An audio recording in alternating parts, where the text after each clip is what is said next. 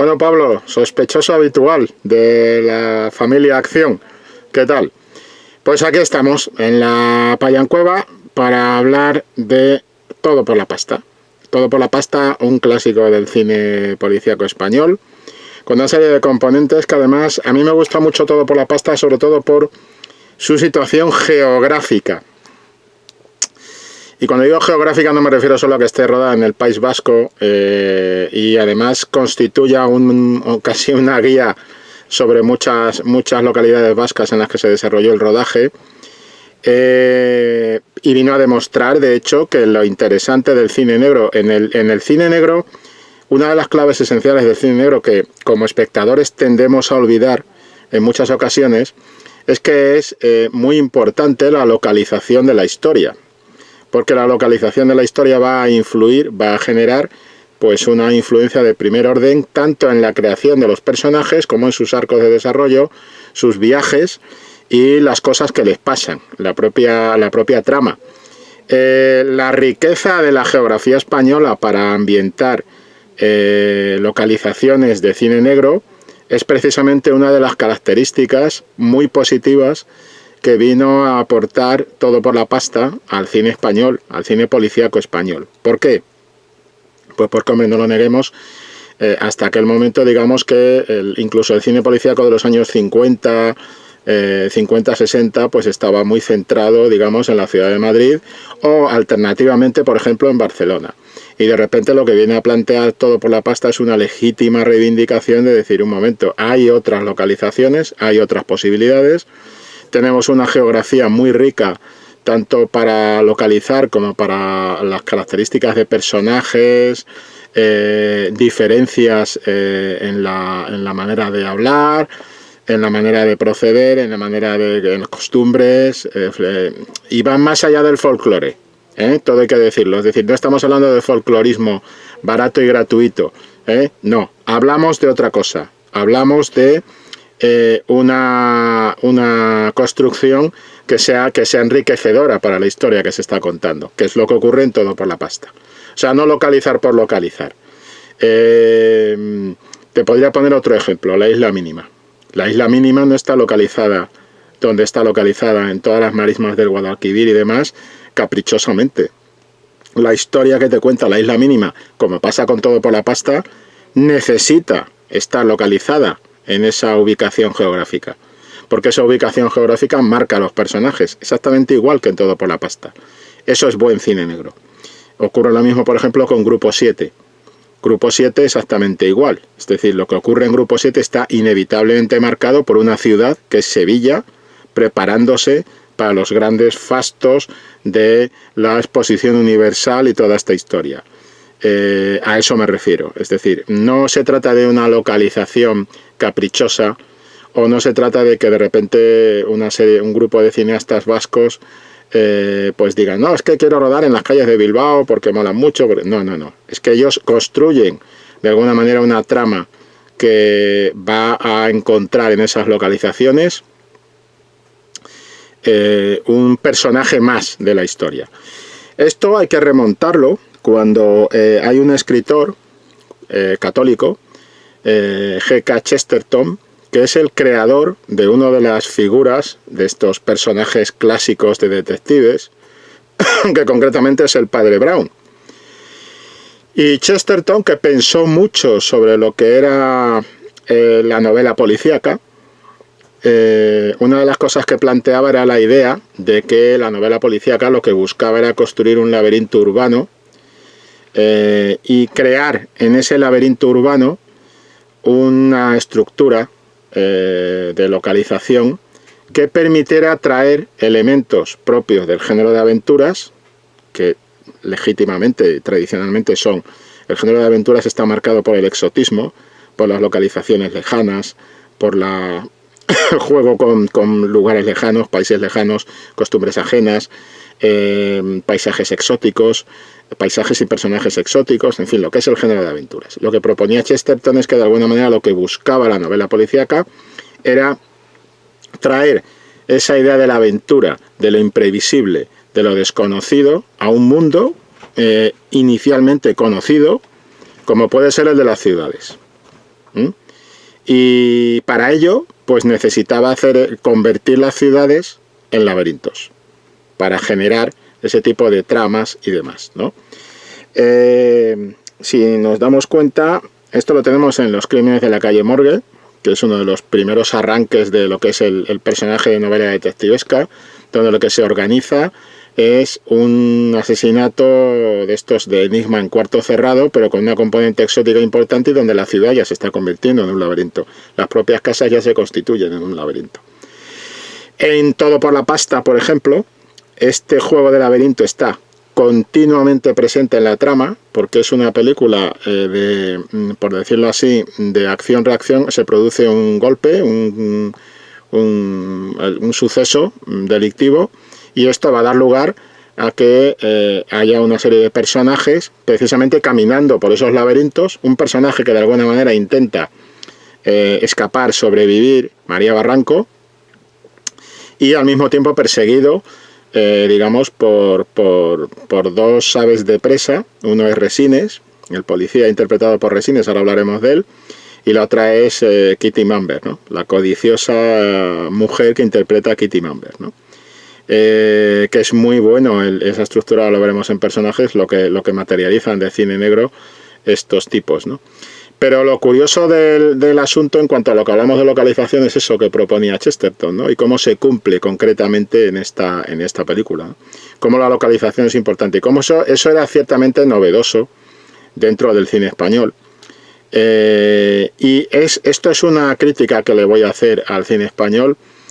Es cierto que hemos abierto el abanico de localizaciones en el cine policíaco, afortunadamente, porque España no es un lugar, no es una capital, no es un país, y es un país muy rico y muy variado, pero yo creo que hay que abrirlo más. O sea, yo reclamaría, partiendo de Todo por la pasta, que se abriera más el juego de localización que permite la geografía española en lo que se refiere a cine policíaco. Porque además está demostrado, no es lo mismo contar una película de carácter policíaco en Sevilla que contarla en Bilbao, o contarla en Valladolid, o contarla en Huelva, o contarla en Cádiz. Cada lugar va a dar una marca, una huella, va a dejar una huella en personajes y en situaciones y en conflictos. Pero es que además, con la riqueza de lenguaje que tenemos en este país, que es muy variada, pero es que además vamos a tener lenguaje, costumbres, características, personajes. Pero es que además vamos a tener, digamos, una capacidad para generar un tipo de historias que nunca nos encontraríamos, por ejemplo, en el cine anglosajón, en el cine negro anglosajón. Nunca. Y Todo por la pasta vuelve a demostrar esto. Entonces, ojo a la localización, ojo al factor localización dentro del cine negro, ojo a esa construcción del laberinto, que lo que busca es, dentro de lo que es un entorno urbano que nos resulta conocido más o menos, convertirlo en algo peligroso, desconocido, imprevisible, y eso es lo que hace también Todo por la pasta. Y el momento laberinto, hay un momento laberinto clarísimo en Todo por la pasta, donde explica perfectamente esto que estoy diciendo. Toda la película es un laberinto, y son casi como ratas de laboratorio correteando por ese laberinto, intentando encontrar salidas de ese laberinto, cada uno por sus propios motivos. Pero si hay una escena que define perfectamente cómo los personajes están atrapados en un laberinto, yo creo que es la escena en la que Kitty Mamber se hace pasar por una asistente social que, buscando lo que va buscando, el interés que va buscando, intenta localizar al personaje, digamos, masculino, que de alguna manera tira de la historia como una especie de liebre para los galgos que van detrás de él, y se mete en la casa de la madre de este personaje, ¿no? Que es Pilar Bardem. Claro, Kitty Mamber, Pilar Bardem, en aquel momento, después se añade Antonio Resines. Es la célebre escena de lo que en algún caso he oído decir a Urbizu, el gran Urbizu, ahora hablaremos también del director. He oído decir la escena de la abueli, ¿no? Es decir, esta abuela comiendo no sé qué estaba comiendo, unas tostadas, unas galletas, una cosa muy rara, Y está la señora allí, pues como una persona de la tercera edad, aparentemente, pues eso, inocente, inofensiva y tal. De inofensiva nada, es un bicho de cuidado. De hecho, es la que advierte a Pilar Bardem: cuidadito con esta, está mintiendo como una perraca, y lo que te dice no es verdad. Porque a Pilar Bardem, al personaje de Pilar Bardem, le estaba colando la bola el personaje de Kitty Mamber, ¿no? Y con el aviso de esa abuela que adquiere un tinte siniestro de un plano a otro simplemente con ese gesto, vemos como Kitty Mamber está metida ciertamente en un laberinto. Y curiosamente esto, como siempre, cuando decimos cualquier cosa en cine, es muy fácil. Es muy sencillo justificarlo. No justificarlo, es muy sencillo demostrarlo. Es que cuando arranca esa secuencia, si recuerdas, hay un plano, que es donde aparece el niño macarrilla con esas melenucas que me lleva al chavalín y tal, con su bici, y está el tipo allí con su chisme, y entonces llega Kitty Mamber y dice: a ver, majete, tal, dime dónde está fulanito y tal. Ese plano es un plano de Kitty Mamber con su vestido rosa y todo, en plan señoritinga, metiéndose en el pozo más profundo del barrio más conflictivo que se puede uno tropezar, con los personajes más inquietantes que te puedes echar a la cara.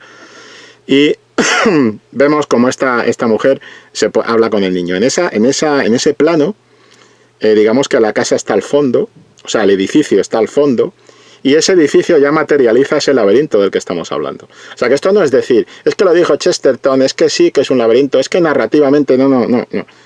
Todo eso es la construcción, digamos, del discurso, desde un punto de vista teórico. Pero es que Urbizu rápidamente, desde un punto de vista práctico, aplica ese concepto del laberinto y te pone ese plano con Kitty Mamber detrás y con ese edificio gigantesco donde vemos, frente al cual vemos al niño y a la protagonista, digamos, hablando de tal, ¿no? Y después ella entra en ese lugar y tenemos un plano. Urbizu es, para mí no está suficientemente reconocido como uno de los padres del policíaco moderno español. Y lo es.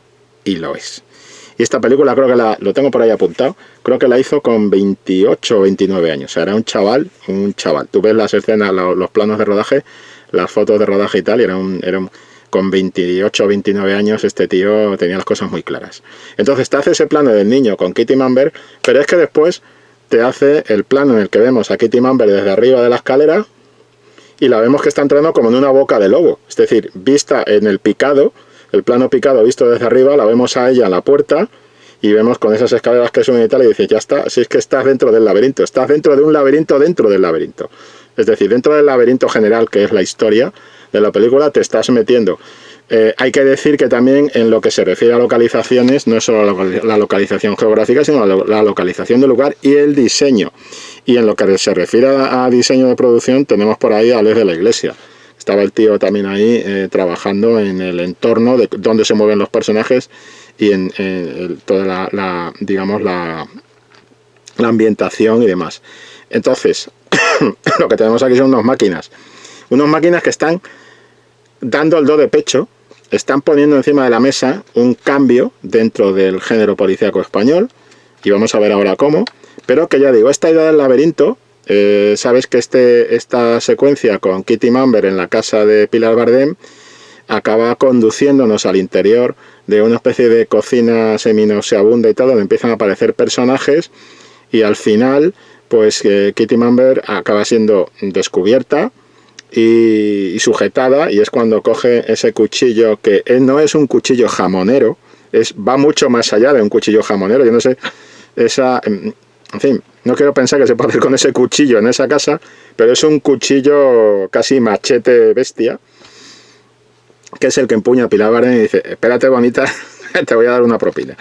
Y curiosamente, como justo ese es el momento en que suena el timbre y aparece en la puerta, en esas puertas desvencijadas, perfectamente encuadrado, el personaje del policía, que es Antonio Resines, ¿no?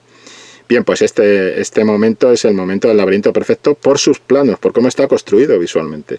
Es decir, es como si Kitty Mamber hubiera estado atravesando, desde que la vemos frente a ese edificio, y hubiera estado metiéndose en ese edificio cada vez más, entrando cada vez más profundo en ese laberinto, en esa boca de lobo, esa especie de garganta que se la va tragando, y acaba metida en un callejón sin salida, sin perder la cara a la situación, porque la tía le echa un morro impresionante. A ver, Kitty Mamber hizo muchas películas. Para mí esta es la favorita de las suyas. Porque además por el tipo de papel que tenía, era un papel mucho más rico, más protagonista, más fuera del tema comedia, del tema... No. Este era un papel forjado de mujer protagonista con recursos y que no sea milana. Es decir, cuando la otra tira de cuchillo, justo en ese momento suena el timbre y tal, y bueno, viene Resines, pero no es que Resines venga al rescate. Resines es otro bicho, o sea, ahí están pringados todos, ¿no? El propio título lo dice. Pero lo curioso del asunto es que cuando vemos este tipo de secuencia, pues vemos hasta qué punto Urubizu tiene perfectamente pensados esa construcción del laberinto, no solo a nivel externo del todo el relato, sino también a nivel interno, en lo que son las localizaciones y demás, y cómo pues eso, es el encuadre de las dos puertas, y después tenemos a Resines, este tipo de cosas. Entonces, a mí esto es una de las cosas que más me llamó la atención. Y otra cosa que me llamó bastante la atención, y me la he vuelto a llamar cuando he vuelto a verla, es la manera en la que se trabajaba un rejuvenecimiento del género. Me explico.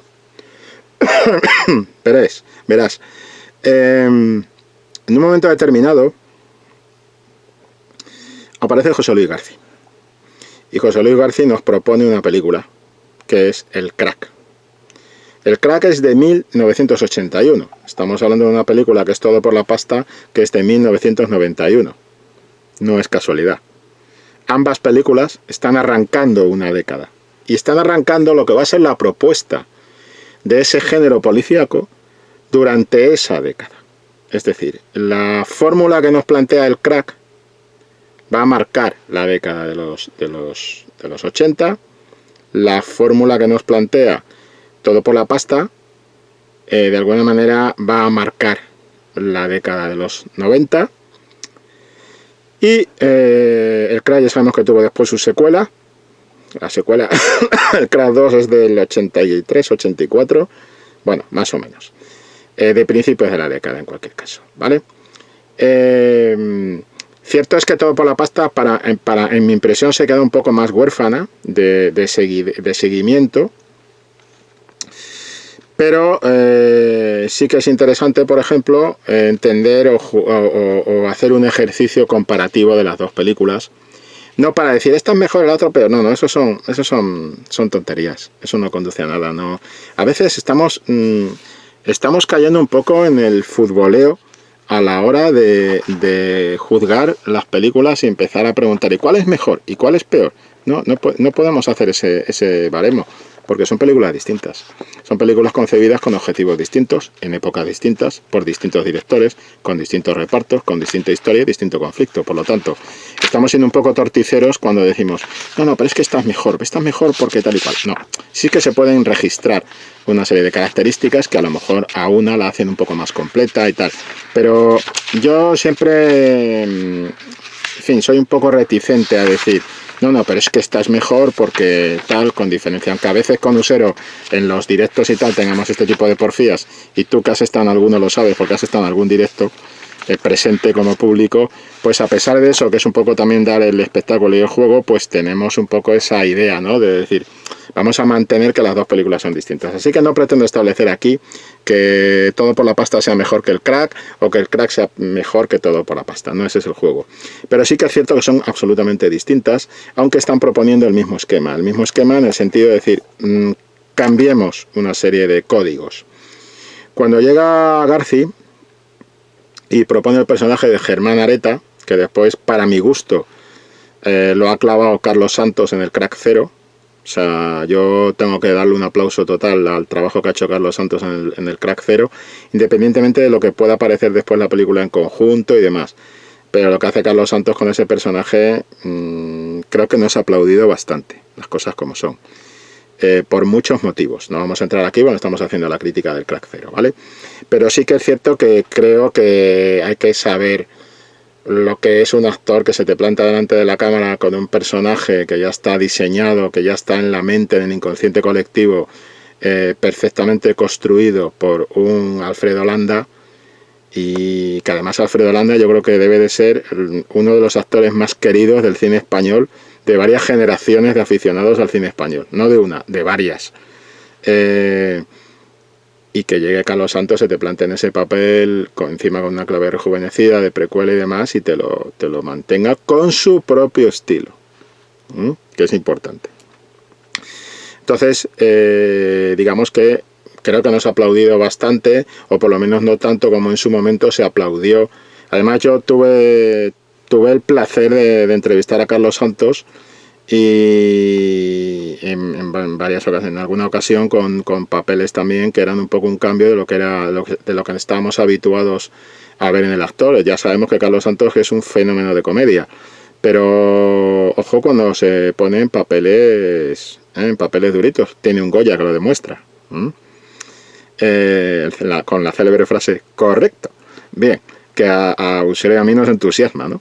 Bueno, pues quiero decir, cuando este tipo se van a hacer papeles de tipo duro, pues y el crack ha vuelto a demostrarlo otra vez con Germán Areta, lo clava, y lo clava muy bien.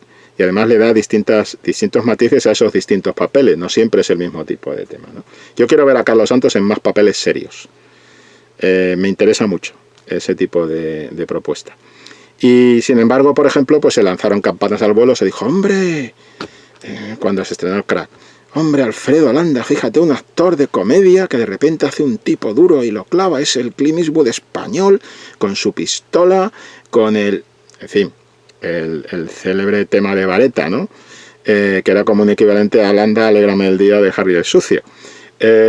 Todo eso se lanzaron campanas al vuelo. Volvió a ocurrir con Todo por la pasta. Gente, hombre, Antonio Resines, un actor que lo habíamos visto sobre todo en comedia, y ahora estalla en Todo por la pasta como un tipo duro y demás. Estamos muy confundidos con los actores. Los actores tienen un abanico mucho más amplio de lo que realmente las ofertas que les van llegando les permiten desarrollar. Por eso hay que saber ver ese talento, ¿no? Y mucha gente de casting son los que de alguna manera saben ver más allá de lo obvio, que es un poco el etiquetado que pueda tener el actor, simplemente porque los productores han querido ir encasillándole ahí, productores y directores, en el mismo tipo de papel. Pero vamos, un actor con una riqueza como la que puede tener Antonio Resines, sí que es cierto que este papel es clave en la carrera de Antonio Resines, porque precisamente permite ese cambio, ¿no? Pero, por ejemplo, ya Carlos Santos tiene acumulados suficientes, para mí, suficientes papeles y suficientes méritos como tipo duro, como para que le sigan llegando papeles de comedia, pero también papeles de drama, ¿no?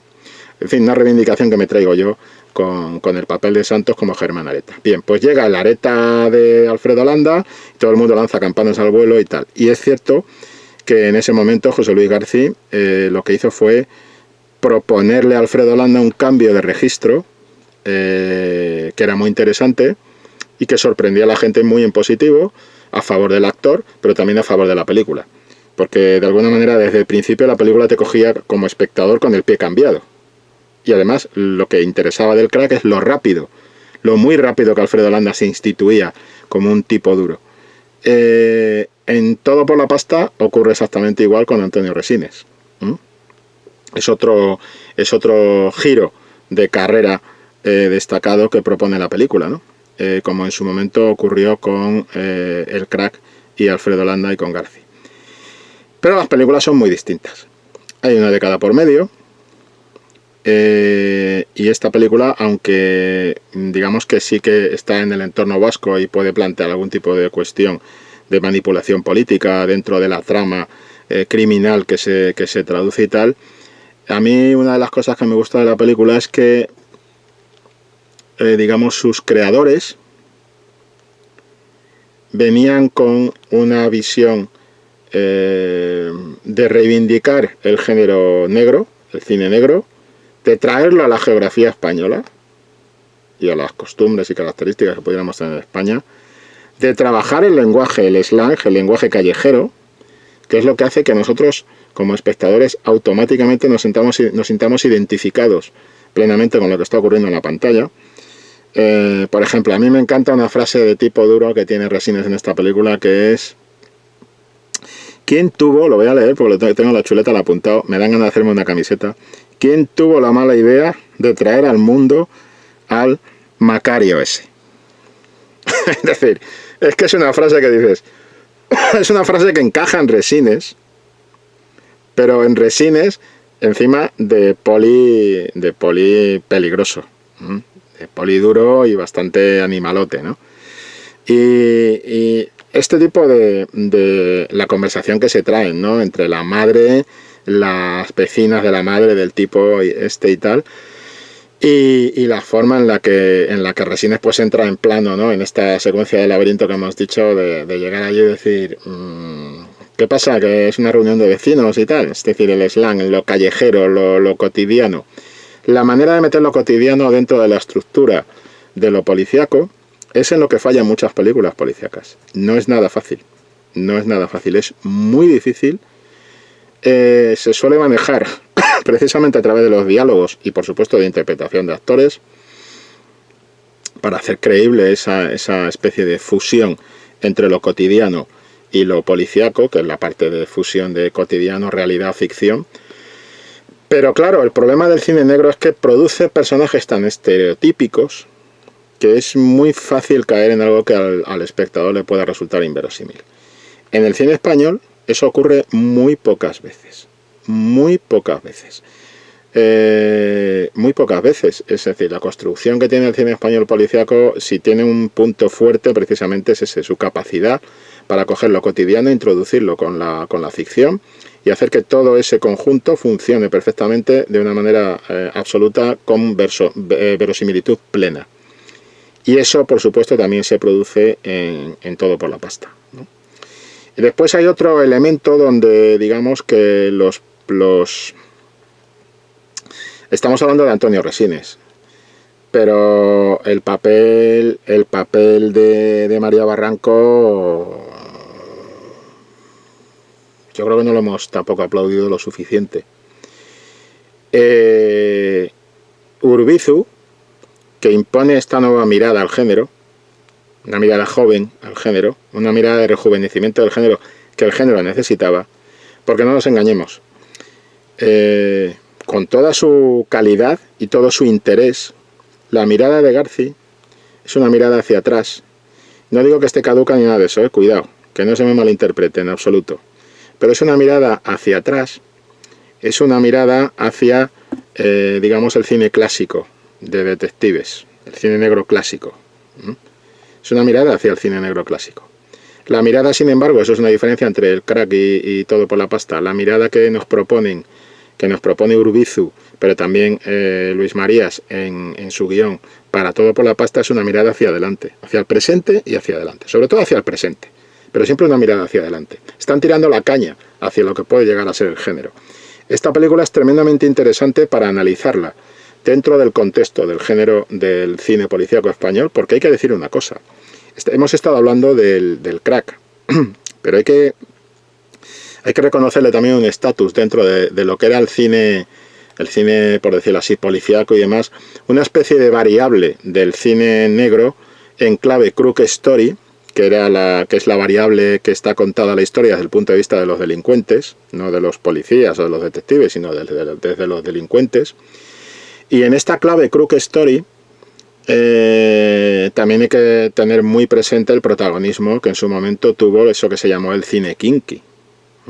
El cine kinky, el cine tipo navajeros, perros callejeros, las aventuras del Toretti y el Vaquilla, este tipo de películas.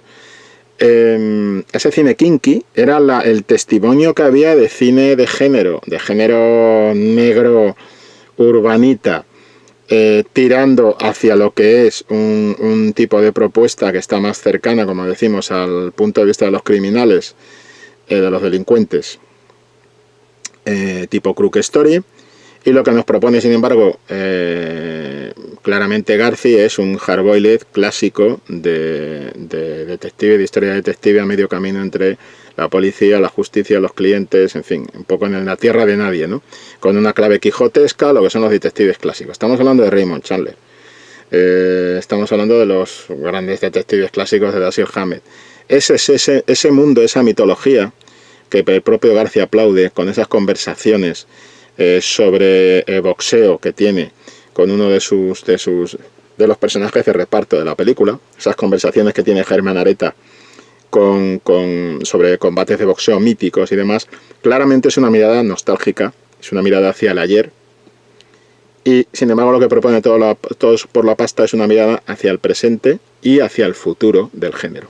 Y sienta muchas bases de futuro del género. Eso es lo que a mí también me llama bastante la atención, de que es una mirada joven, es una mirada rejuvenecedora del género, que además después en la carrera de Urbizu está sentando base de lo que va a ser el género posteriormente, pero en la carrera de Urbizu,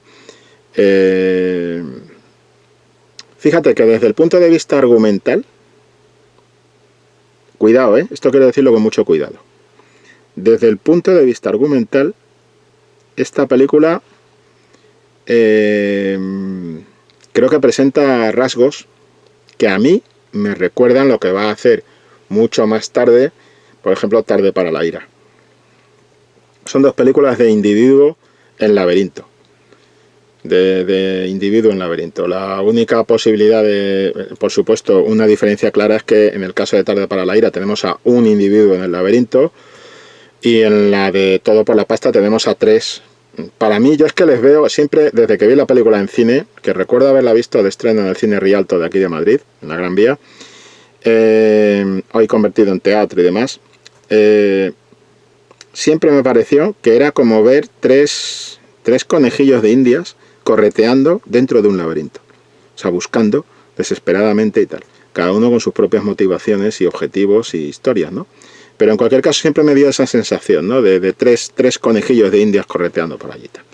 Entonces, lo que estaba diciendo, es decir, es importante la mirada, es importante cómo sienten las bases. Y hay que decir que estas bases que se están asentando en Todo por la pasta, después van a encontrar en la carrera del director, pues la caja 507, que es también, vamos, imprescindible del policíaco español, la caja 507, y sobre todo No habrá paz para los malvados, que es donde ya Urbizu consigue el premio al director, el premio Goya al director.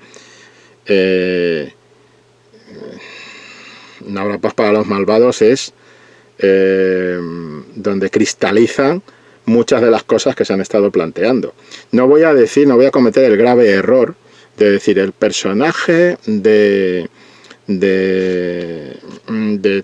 No habrá paz para los malvados es un personaje que de alguna manera como si evolucionara, fuera como una evolución del personaje de Resines. No. Eso sería una gran atrocidad. ¿Por qué? Pues porque estamos hablando de épocas distintas, épocas sociales, de entornos sociales completamente distintos. Bajo ningún concepto el personaje de protagonista de No habrá paz para los malvados podemos decir que es una evolución del personaje de Resines. No creo en eso, son especies yo diría que distintas, porque el entorno social que los ha creado también es profundamente diferente, ¿no?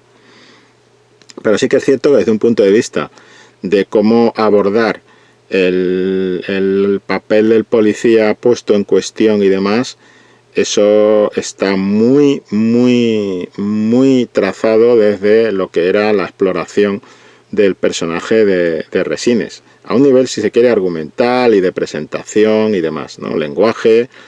Quiero decir, no quiero decir que sea como una especie de evolución de las especies, porque no lo creo que sea así, pero sí pienso que el personaje de protagonista de No habrá paz para los malvados es imposible que Urbizu lo complete, lo materialice con ese nivel de madurez y demás si no hubiera tenido antes esa especie de juego de presentación y laboratorio de cómo se puede cambiar un personaje, digamos, en cierto modo tópico, y convertirlo en algo absolutamente sorprendente, interesante, variado, diferente, como es el de Resines en Todo por la pasta. Yo creo que están vinculados en ese sentido, toda la obra del director está vinculada, y no tengo que reivindicar yo aquí a Enrique Urbizu ahora, vergüenza ajena me daría eso, no. Vamos a ver, Urbizu, todo el mundo sabe que es un gran director, pero sí quiero reclamarle un puesto que tenemos que darle como padre de este nuevo cine policíaco español, a través de Todo por la pasta. Creo que eso hay que aclararlo, creo que hay que reivindicarlo, ¿no? No se nos puede olvidar, porque ahora tenemos cantidad de directores que manejan muy bien el cine policíaco, y Sorogoyen. Fíjate, otra película que me recuerda mucho la idea del laberinto, de rata en el laberinto, aún más todavía, que es, con el gigantesco Antonio de la Torre, que es El Reino, de Sorogoyen. También tiene esta idea del laberinto, tienen el mismo impulso, ese mismo empuje de arranque, de decir cómo se van precipitando y cómo estas ratas intentan sobrevivir, ¿no? Y en ese sentido era donde yo quería llegar, ¿no? Un poco el papel que tiene Urbizu también desde un punto de vista de meterle ritmo y meterle caña al tema. Por supuesto, No habrá paz para los malvados es otro personaje en un laberinto, otra rata que intenta salir como puede, una huida hacia adelante. Porque yo diría que además Urbizu es el director, en La caja 507 también pasa, Urbizu es el director de las huidas hacia adelante. Es el director de los personajes marcados por esa desesperación casi existencial, ese verse atrapados en un callejón sin salida y negarse a reventar dentro de ese callejón y ser capaces de salir de ese callejón como sea, si es necesario morir matando. Urbizu es muy de personajes de morir matando. Y a mí me parece que eso es algo, yo le aplaudo ese tipo de propuesta, porque además Urbizu, frente a otros directores posteriores, Urbizu ha hecho una cosa siempre que yo le aplaudo mucho y que me encanta, y es que nunca ha tenido reparos con el género. Siempre ha sabido en qué género estaba y siempre ha aceptado en qué género estaba. No es esto que detecto a veces en algunos guionistas y también en algunos directores, que cuando abordan un género supuestamente muy popular, como puede ser el policíaco, la comedia, etcétera, parece que la cogieran como con la necesidad de decir, sí, pero además voy a transmitir un mensaje para darle una relevancia intelectual que quizá el género no posea. No lo posee a tus ojos, cachondo mental. Sí que lo posee. Y es tu talento, caso de Urbizu, caso de Sorogoyen, es tu talento el que va a tener que hacer el trabajo de que dentro de una estructura de un género, y sin ser escéptico con el género, sino aceptando las claves de ese género, que es lo que hacen estos directores, hacer una obra maestra, una gran película. Eso es tu trabajo, tío. Pero tu trabajo no es decir, es que el policíaco es popular, se me queda corto, vamos a darle una segunda lectura. Esos ejercicios me tocan mucho las narices. Esos ejercicios son de pose, de postureo. Y francamente, en los tiempos que vivimos, creo que hay que ir descartando ya el postureo, ¿vale? Vamos a hacer un antes y un después de toda esta movida del coronavirus y de los encierros y de todo esto. Y vamos a decir, bueno, ya se acaban las tonterías, ¿vale? Y las posturas. Si haces cine negro, cine negro. Si haces comedia, comedia. Si haces terror, terror. Cúrratelo, échale talento. Haz que eso tenga un trasfondo, un contenido interesante. Muchísimos directores lo consiguen. Pero no me quieras modificar el género y a mitad de película me metas una reflexión de carácter psicosocial sobre los grandes problemas de denuncia social que te... No, si quieres hacer eso, perfecto, introdúcelo. Sorogoyen, mételo ahí, Urbizu, mételo ahí, pero no me... Voy a ser muy claro y voy a emplear una palabra, ¿vale? No me mierdes el género con tus neuras, colega, ¿vale? Respétame el género, que es lo que me has prometido que voy a ver. Eso Urbizu al 100%, cumple al 100%, siempre. La honestidad de Urbizu con el género me parece notable, me parece una de las características fundamentales para que este tío se meta ahí y diga, yo soy fiel al género. Y no rebusque cosas forzadas, porque claro, como todo lo forzado en esta vida queda mal, queda muy mal. Entonces es esa espontaneidad y esa claridad a la hora de abordar el género lo que interesa realmente. En ningún momento en Todo por la pasta detectamos que hay una especie de, no animadversión, sino de intento de distanciamiento del género para convertirlo en otra cosa. No, en todo momento es lo que es.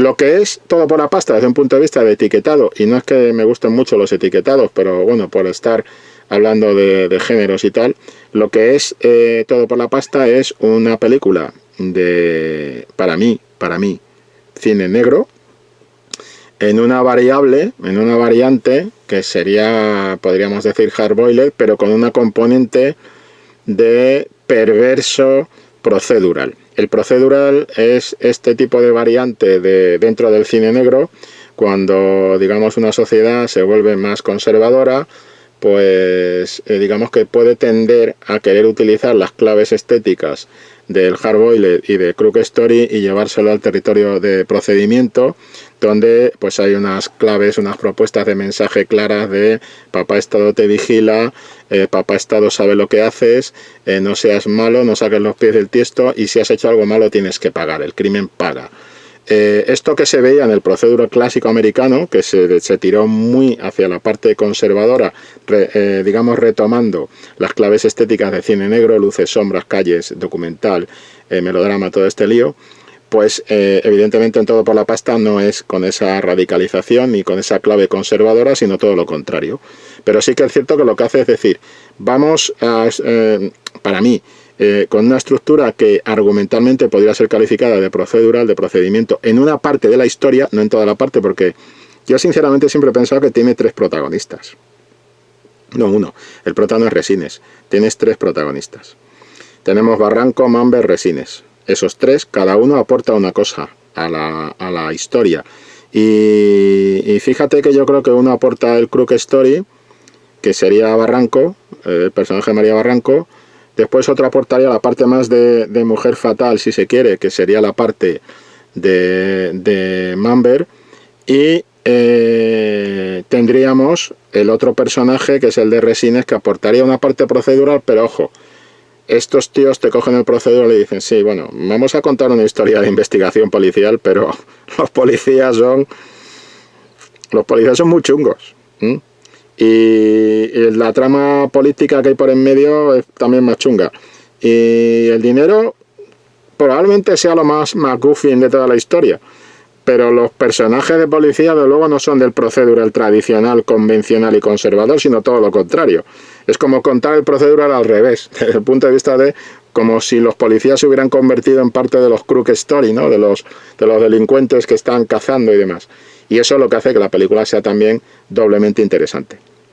Entonces, con todo esto, pues digamos que se va planteando toda esta película, ¿no? Y yo también aplaudo mucho la acción, como Urbizu le pega un cambio a la acción en este tipo de género. Este tipo de género, si pensamos, por ejemplo, volvemos a pensar en el crack, pues el crack trabaja más con esa clave de diálogo, de interrogatorio, de plano contra plano, de violencia contenida. Y sí, va a haber algún tiro y alguna cosa, pero digamos que no va a estar expuesto en pantalla, no va a estar expuesto en el plano, ¿no? Es un código que es el que empleaba el cine negro clásico, de hardboiled y tal, donde si nos damos cuenta, si hacemos un repaso, realmente no está lleno de tiroteos, de persecuciones, no es un Reservoir Dogs, no es un Pulp Fiction, no tenemos esas supuestamente trepidantes secuencias de acción, no es Hit de Michael Mann, ¿vale? No es La huida de Sam Peckinpah, no. Esa no es el cine negro clásico, ¿no? Y ahí estaba el territorio más el crack. Pero cuando entramos en Todo por la pasta, sí que estamos en un juego de acción trepidante, donde los tiros son tiros y aparecen como tiros de película de acción trepidante. Es decir, la manera en la que estos tíos trabajaban la acción. Y aquí no solo es decir, no, es que la acción la elaboró, los efectos, Kid West, que acababa de ganar un Oscar, que es cierto, por la de En busca de la arca perdida. No, de la calidad de los efectos no lo ponemos en duda. Pero eso hay que encuadrarlo, eso hay que dibujarlo, eso hay que pensarlo aquí visualmente. Y es la manera en la que aborda la acción siempre, otra vez, una vez más, Enrique Urbizu. Que es una manera de renovar el género. Cuando Urbizu necesita acción, tenemos acción. Cuando necesita un tiroteo, tenemos un tiroteo. ¿Vale? Después tenemos nuestras secuencias de diálogo de tensión creciente. Ejemplo, el de la mujer esta que acude a la casa de Pilar Bardem. Pero si hay acción, hay acción. Y la acción está completa. Y te llena plenamente. y eso, digamos que sustenta más todavía verosimilitud con la historia, ¿no? Es juego de los códigos que estamos acostumbrados a ver en un desarrollo de película de acción. Estos tíos no se cortaban. Eran jóvenes y venían arrasando. Y eso se ve en la película. Y se ve en la película una frescura que todavía hoy brilla. Todavía se ve esa frescura. Incluso casi se añora esa frescura. Pero es que cuando vemos... Lo que me gusta mucho de la carrera de Urbizu es que cuando vemos la que tenemos, digamos, más en la cabeza, que es por la que ganó el premio Goya, Urbizu, en esa película también se mantiene esa frescura. Es que Urbizu no ha perdido esa frescura con el tiempo. O sea, ese descaro a la hora de abordar la violencia, a la hora de abordar la acción, a la hora de abordar los personajes, es un tío que no ha envejecido. Ha madurado para bien, pero sigue siendo igual tiene la misma frescura, el mismo empeño en crear espectáculo. Yo lo que le aplaudo a Urbizu en su cine policíaco es que no se corta y quiere crear espectáculo. No solo quiere crear intriga. Y lo consigue. Entonces, por eso hablaba antes de los complejos con los géneros y de cómo, digamos, en algunos casos, pues hombre, se producen estas películas de situaciones que dices, es que casi parece que le está dando como reparo de trabajar con el género, ¿no? Bueno, pues no. Tú ves al Urbizu de la caja 507 y sigue teniendo el mismo descaro, la misma frescura, la misma gana de hacer espectáculo, de entretener. Y ves al Urbizu de No habrá paz para los malvados y te encuentras nuevamente con un Urbizu que quiere hacer las cosas. Es el rollo, ya ahora está definido por la frase rock and roll. Es eso es Urbizu. Podríamos hacer una camiseta con Enrique Urbizu que pusiera rock and roll, que es lo que dice, digamos, el protagonista, ¿no? de No habrá paz para los malvados. Además es bueno que nuevamente, hombre, es cierto que José Coronado llevaba un recorrido también mucho más amplio, ¿no? No hay que olvidar que José Coronado empieza haciendo un papel muy curioso de policía en la serie. Pues como iba diciendo, que no hay que olvidar que José Coronado ya había interpretado un papel, empezó interpretando un papel de policía muy jovencillo en la serie Brigada Central, protagonizada por Imanol Arias, que es otro clásico también del género policíaco en España, que hay que tener muy en cuenta, muy presente dentro de estas claves de género. Esa sí sería más una clave de procedural, un procedural más claro, más directo, con movidas de policía, de investigaciones y demás. Sabemos que en España el procedural nunca va a tener esa categoría de conservadurismo que tiene en el cine estadounidense de los años 50, que es donde surge, pues porque la sociedad española es distinta. Estamos, digamos, en una democracia, es una sociedad que arranca muchas de estas películas en clave de transición, en la época de la transición, y no va a jugar esa baza de poner a los policías como inmaculados protectores de la ley y el orden y demás, ¿no? Entonces, digamos que Coronado empieza su carrera ahí, pero es que cuando lo coge Urbizu le pega una vuelta importante y le propone un personaje que, si hacemos memoria, Coronado no ha vuelto a interpretar. Ese tipo de personaje disparatado que viene del western, que tiene mucho de western, sobre todo en la parte del desenlace, y que define un poco esa frescura de la que hablaba de Enrique Urbizu a la hora de abordar el género o los géneros, y a la hora de jugar con los personajes tipo de los mismos, ¿no? Cómo renovarlos, cómo proponer personajes novedosos y que de alguna manera quedan un poco referenciados con estos tipos, ¿no? Yo creo que el personaje de Resines era el comienzo del camino para un Urbizu que después pues nos ha dado muchos personajes en sus acercamientos al género policíaco. Nos ha dado varios personajes absolutamente míticos. Evidentemente el más mítico quizás sea el de Coronado por el tema de los Goya y también por el tipo de película que planteaba, pero siempre reivindicando ese disfrutar con el género del propio director, que es un disfrute que se traslada al espectador. tanto en Todo por la Pasta, como en La Caja 507, como en la película de Coronado, ¿no? La de Estaban ahora para los malvados. Y ese disfrute con el género es un poco lo que yo quería destacar, ¿no? Ese rock and roll, ¿no? Que yo creo que es lo que materializa a Urubizu dentro del género policíaco español, desde Todo por la Pasta en adelante, ¿no? Así que lo que nos propone esta película es un comienzo de carrera brillante y que, bueno, que digamos deja huella en nuestro cine y sobre todo en nuestro cine, en el abordaje de los géneros en nuestro cine. Bueno, Pablo, ha sido un placer hablar de la película, en esta crítica, comentar la película. Creo que era justo. Ya hablamos tú y yo al final de ese directo en el que estuviste muy bien acompañado, por cierto, todo hay que decirlo. Y ya hablamos tú y yo de esta película y ya pues estuvimos ahí un poco como planteando lo que podía llegar a ser esta videocrítica a la carta, ¿no? Y nada, nos seguimos viendo en directo, nos seguimos viendo como parte de la familia Acción y mucho ánimo en esta etapa de encierro y de historias, ¿vale? Venga, hasta luego.